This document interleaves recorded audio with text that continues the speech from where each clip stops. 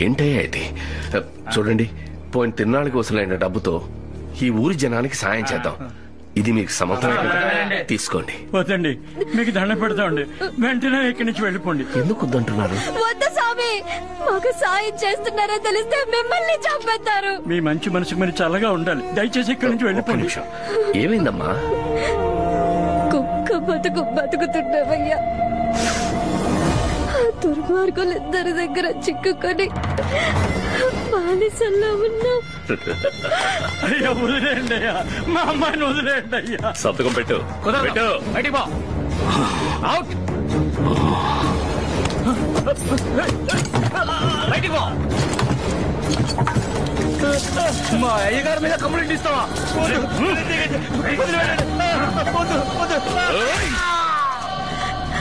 ఇది కూడా బీమా డబ్బు కోసమే. వాళ్ళే ఫ్యాక్టరీ తగలెట్టుకొని మా జనాన్ని చంపేశారు. మీరు పోలీస్ స్టేషన్ లో కంప్లైంట్ ఇవ్వచ్చు కదా. ఎవరు సార్? అడిగి మణికి బానిసలుగా బతకడానికే అలవాటు పడిపోయాను. ఒక్క కంప్లైంట్ ఇస్తే చాలు, మిగిలింది నేను చూసుకుంటాను. నేను ఇస్తాను కంప్లైంట్. మిమ్మల్ని చంపేస్తారయ్యా. వద్దయ్యా. చావు బతుకులు మన చేతుల్లో లేవు.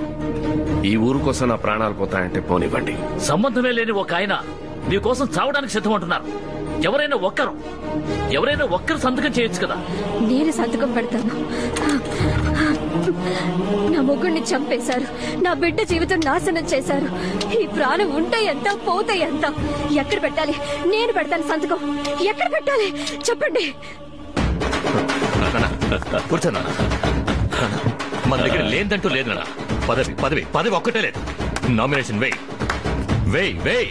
వేయి నాగభూషణం, ఒక్క నిమిషం. మిమ్మల్ని అరెస్ట్ చేయడానికి వారెంట్తో వచ్చాను. ఎవడిచ్చాడ్రా కంప్లైంట్? ఎవడ్రా సాక్షి? ఒక్కరు కాదు, ఊళ్ళో అంతమంది కలిసి సాక్షి సంతకాలు పెట్టారు.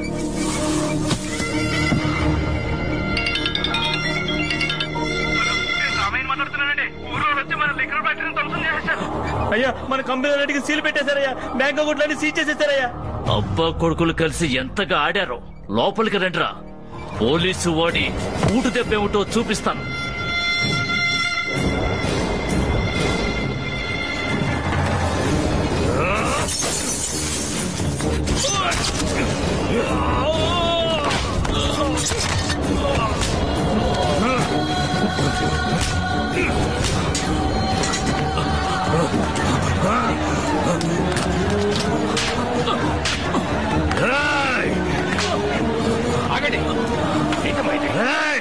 ఇన్స్పెక్టర్, తీసుకెళ్ళండి. వదలండ్రా.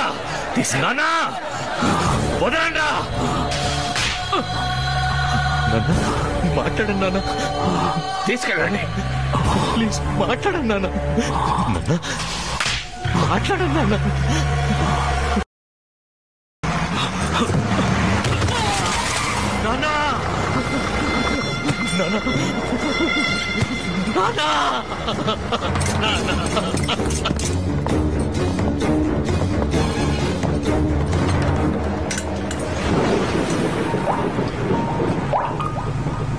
మా నాన్న ఏదైనా కత్తి వేటకి బలయ్యున్నా కూడా నేను ఊరుకునుండేవాణ్ణి.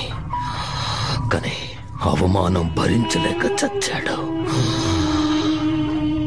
వీధిలో గీకి తీసేన్రా మా నాన్న శవాన్ని. వదలను. చంటి వాళ్లతో ఆరంభించి కుటుంబం అంతటిని నరికేస్తాను. ఏమవుతుందిరా నీ వల్ల? నా చుట్టూ 300 పోలీసులు, 30 గార్డులు, 3 ఇన్స్పెక్టర్లు, 2 జైలర్లు ఉన్నారు. నువ్వు ఏమీ చెయ్యలేవు. ఆ కుటుంబానికి ఎంతమంది ఉన్నారు? ఎంతమంది ఉన్నారన్నది ముఖ్యం కాదు,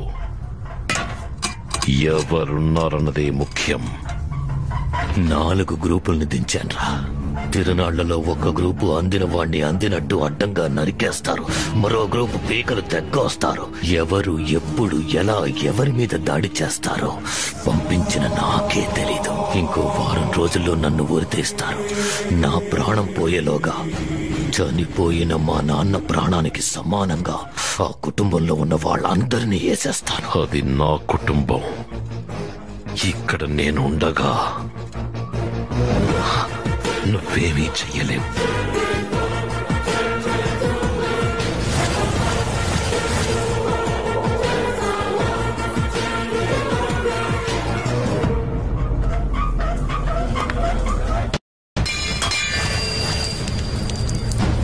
ఏంటన్నయ్య నువ్వనేది?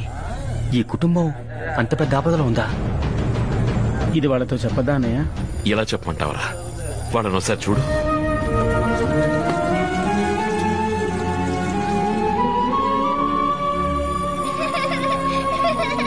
ఏ దిగులు లేకుండా ఎంతో సంతోషంగా ఉన్నారు. దాన్ని చెడగొట్టాలా? ఇప్పుడే కొడుకును పోగొట్టుకున్న దుఃఖాన్ని మర్చిపోతున్నారు. వద్దురా, వాళ్ళలా ప్రశాంతంగా ఉండనివ్వు.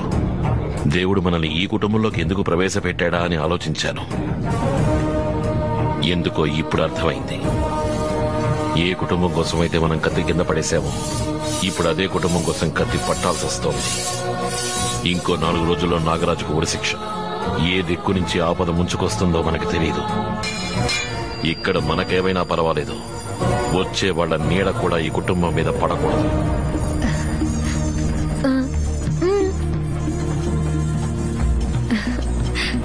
బాబు ఓసారి లేరా? మాఫ్ కరా భాయ్. అందరూ వచ్చారా? వచ్చేసారు. ఝాన్సీ ఇక్కడే ఉండాలి. ఏమైంది?